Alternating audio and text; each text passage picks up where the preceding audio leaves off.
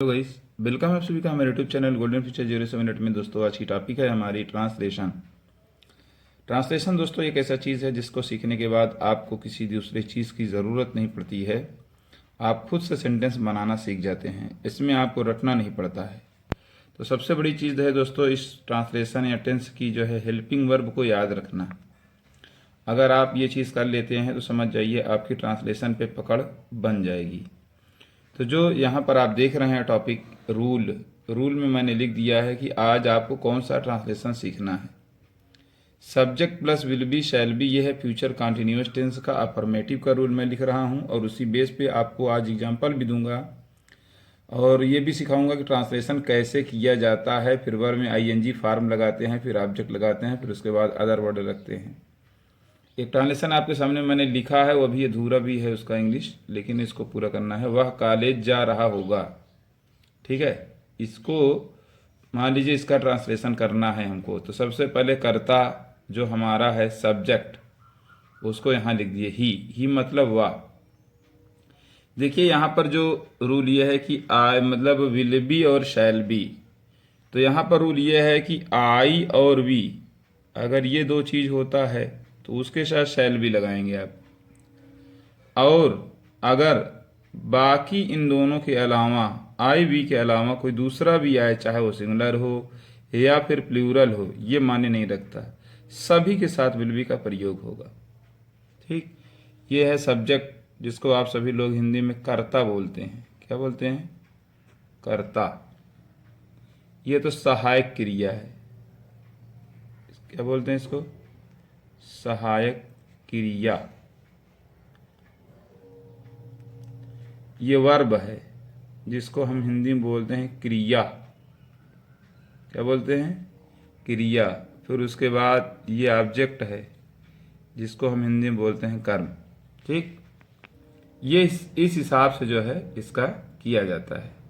तो हिंदी वाला क्या करता है कि कर्ता सहायक क्रिया ना, सहायक क्रिया हिंदी मतलब ये इंग्लिश वाला करता है कर्ता सहायक क्रिया, फिर मेन वर्ब मुख्य क्रिया, इसको कह लीजिए मुख्य क्रिया, मुख्य, और यहाँ पर फिर लिख देंगे मेन वर्ब।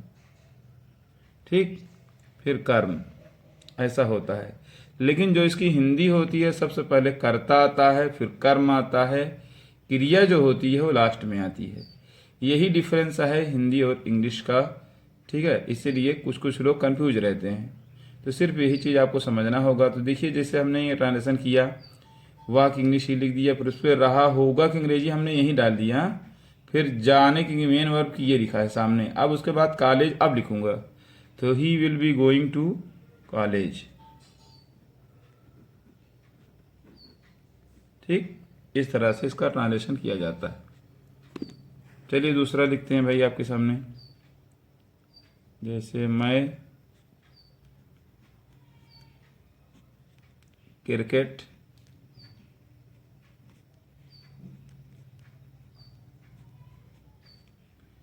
खेल रहा हूँगा।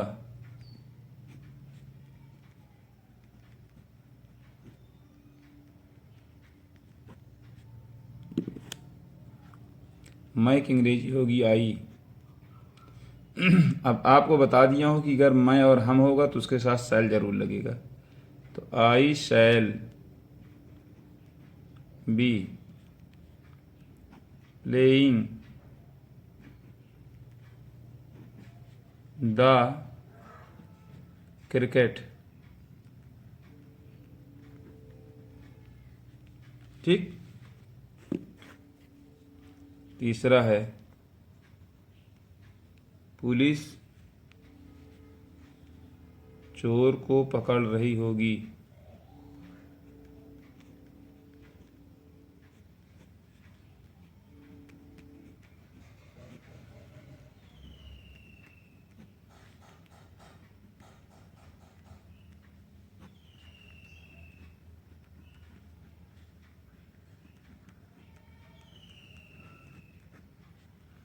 तो इसकी इंग्लिश ये होगी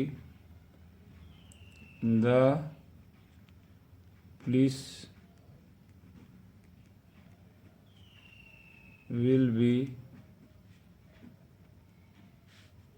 catching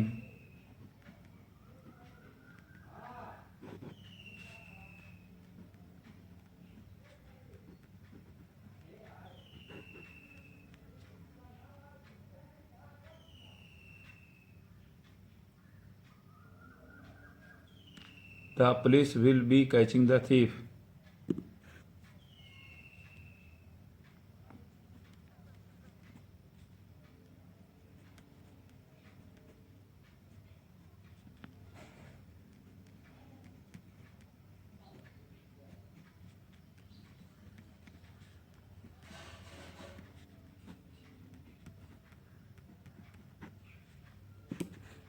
राजेश कॉलेज जा रहा होगा।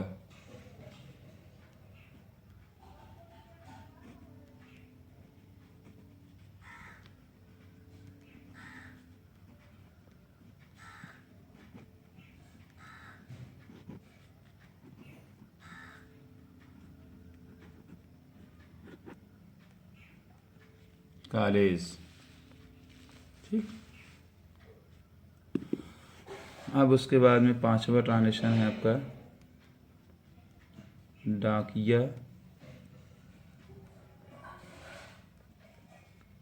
पत्र ला रहा होगा। ठीक। तो डाकिया की अंग्रेजी होती है the postman.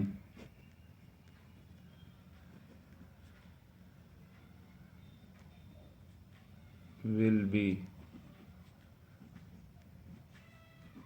Bringing the letter. ठीक।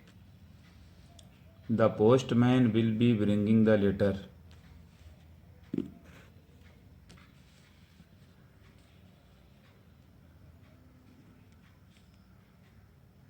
हम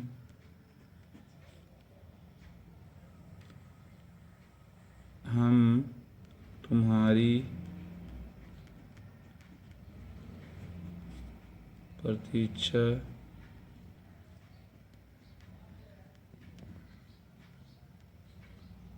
कर रहे होंगे।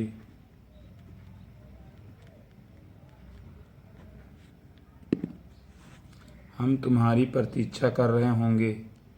तो हम की अंग्रेजी भी we shall be, we shall be waiting you.